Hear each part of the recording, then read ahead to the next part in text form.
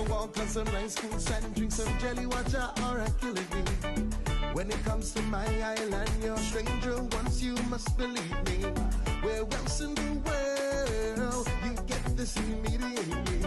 Authentic love is given to each and everybody. Nowhere, nowhere, nowhere but my island, right here, right here, right here in the Caribbean. Nowhere, nowhere, nowhere but my... Hi again, everyone. We're here for another episode of Dem Say, Expert Perspectives. And today we have joining us Terry Boddie. I'm just going to let him introduce himself so that he can highlight the best aspects of what he does. My name is Terry Boddie, as Janelle just said. I was born in Nevis, left when I was 15, went to the United States, and then studied in the United States and is based there currently. I'm an artist, I'm an educator, but I try to come back often because my foundation is here in Nevis. It's where I was born, it's where everything that I call home is, really. I don't know if you want to hear about my work. Yeah, I mean, I've gone on your website, and so I've seen some of what you do, and it's very insightful. So I want to know if any of your Nevision heritage influences the work that you do. Absolutely. And I actually found out quite early in my career that my heritage, my beginnings, if you will, is a fundamental part of my creative process. I use images that are made in Nevis, photographic images, but I'm also sourcing historical material from archives, places actually like the Nelson Museum. And I use that resource as part of the work that I then develop. So if you look at my work, I would think if you're a Nevisian, if you're a person basically of Caribbean descent, you should see yourself reflected in some aspect of the work that I do. It's fundamental. My beginnings, my heritage is really a huge part of my creative output. Okay. And did you always know that art was the avenue that you wanted to go into? You know, I did not. My original plan was actually to be an architect. And interestingly enough, I love architectural structures. I love design as something that I do quite often. But I realized in college really that's the direction I wanted to go. And it really took about maybe 2 years of college for me to actually find my creative voice as an artist. And I've never looked back. I started as a photographer, making pictures with analog camera, black and white, then went into color film.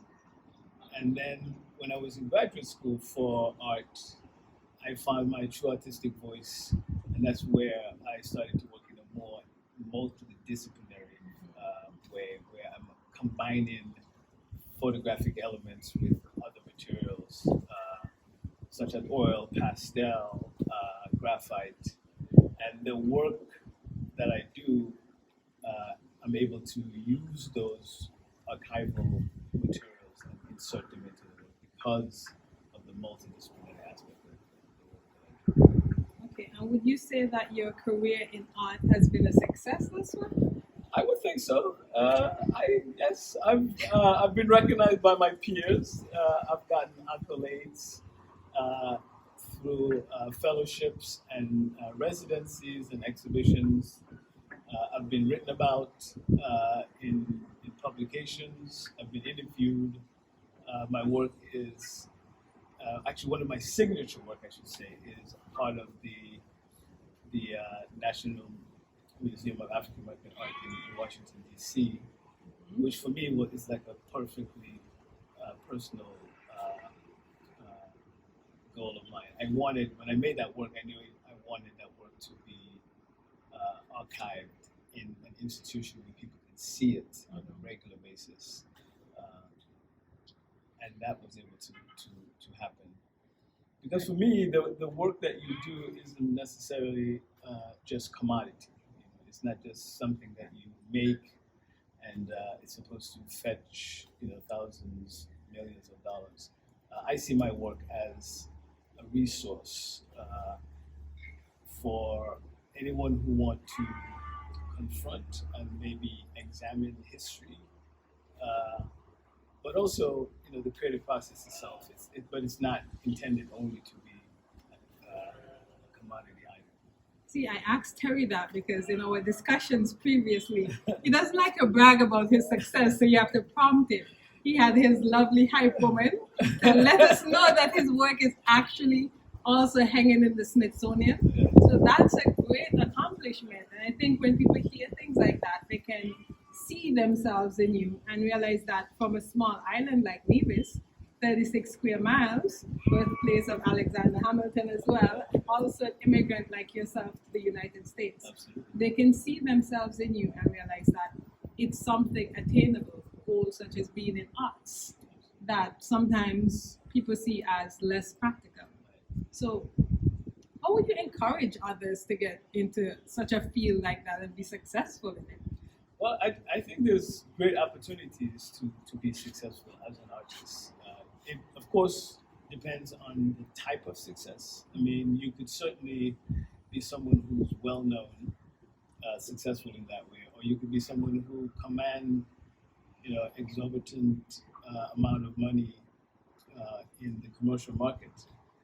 It's all about your goal. But for me, what I would encourage younger artists to do is to look around their environment, to just look around their own personal lives and find the things that are important to express and to focus on. For me, that was my heritage, my link to this place called Nevis, but also the process of moving from this place to this huge metropolis called the United States. I made that the focus of my work. That was my personal history. And it will become part of my personal legacy. I think all of us have stories that they can tell. And so it begins with those stories. Those stories that you unearth, that you share, brings opportunities for other ways of expressing yourself. The success, that will come, right? Mm-hmm. And that's just a matter of basically staying on your path. If you're interested in the work that you do being viable, being available for people to see, there are ways for that to happen. Sometimes that happens through mentorship, whether it's through peers or through other people. But none of it will happen if you don't keep doing the work. If you don't keep making the work, sharing the work, talking about the work. Maybe being your own hype man rather Yes, in fact. than always having someone else to hype you. Because I think you have to stand behind the work. You have to really express, because that's what people recognize, your ability to express your commitment to your work. They can see that clearly. So you reached out to the society and said you wanted to get involved with us. Anything inspired you per se to contact us? I want to say I discovered the society years ago through a previous visit to the Nelson Museum. And then I went online and saw some information about the society and decided that I wanted to become, first of all, a part of the society if I could as a member. But also actively, being available as a creative person in whatever capacity that will help to grow the visibility of society. Because for me, it's artists sometimes like myself who use the archives that can sometimes bring attention to what the archive provides, which is a valuable resource. That basically does what I think all good historical societies should do, which is preserve and advocate for history. my work personally, because it deals with history and memory, and sometimes how those two things can come into conflict and tension. I'm always looking at archives, and so for me to have a resource like the Historical Society that contains material that can highlight my own personal aesthetic that's attached to my history and my legacy, I think is vitally important. So, yeah. I mean, that is great. This is such a coincidence that our last episode of Dem Say featured an individual who came in to help us with our archives to make it more accessible. And so it's almost like fate that you now came to us and told us how much value it has had in helping to assist your work. So I think that makes us feel a little more motivated to keep it accessible to the public. Yeah, I absolutely. I think there will be, to coin a phrase, payoff in that respect, because there are people now who are contemporary artists who are very much interested in archives, who are interested in history, in reframing, recontextualizing, reimagining history.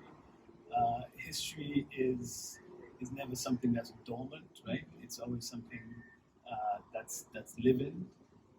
My way of examining history is to look at archival materials and somehow connect it to my own personal history. There are other people who work differently in that regard, but they will be very much interested in what the Historical Society have to offer in terms of raw material. So I have no doubt that we have many visitors in the future. Thank you. I mean, it was a pleasure having you here with us and getting to have this conversation. We're looking forward to having you back. We're trying to get him to have a nice art show here in Nevis. This is the home soil. That would be an honor. Yes. That would be an entire honor. I've never shown my work in Nevis, which is, it's inexplicable. Really. Right. But if it's going to be a first time, I can't think of a more appropriate place to have it, which is a venue attached to the work that the Historical Society is doing.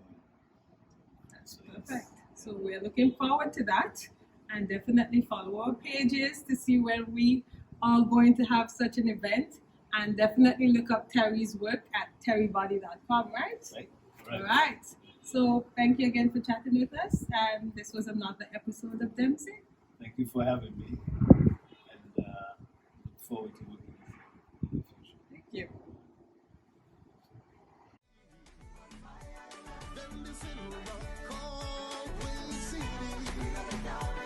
I said, there's no place I'd rather be.